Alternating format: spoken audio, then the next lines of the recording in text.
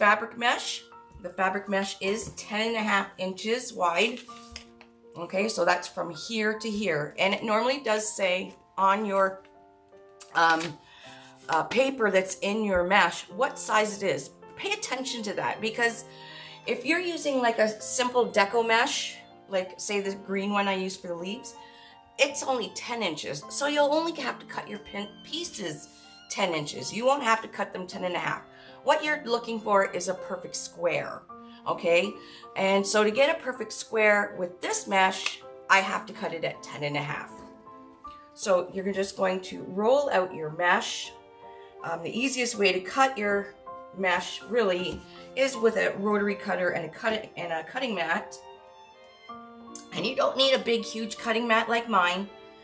You can just use a small one. I think we have some of these in our store. They're very inexpensive. This one goes up to from 16 to 10. It's perfect for just cutting pieces of mesh. It's usually what I use on my lap when I'm doing upstairs. And you're just gonna, once you roll it out, what we're gonna do is cut. Here's the 10. I'm gonna go cut at the 10.5. That's gonna give me a perfect square piece. Okay, so if you're at your mesh is 10 inches, you'll cut your piece at 10 inches, okay? You can also, if you don't have a rotary cutter or a cutting mat, you can just put a tape measure. Put a tape measure, tape it across your table. So lots of people have these. And if you're not, you know, an avid crafter and you don't want to spend a lot of money on, you know, the supplies yet to become a wreather or a crafter, you can get these fabric rulers or measuring tapes, sorry, at the dollar store.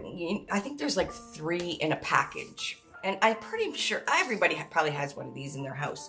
All you have to do is take some Scotch tape and tape it right down. So put a tape here, pull it as tight as you can without pulling the tape off, and put another piece on here, down at the end.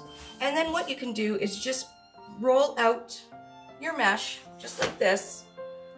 And then you can take your scissors, and there's my 10.5 inch right there.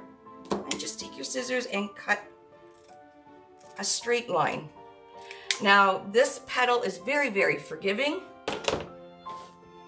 Hi everybody, hi.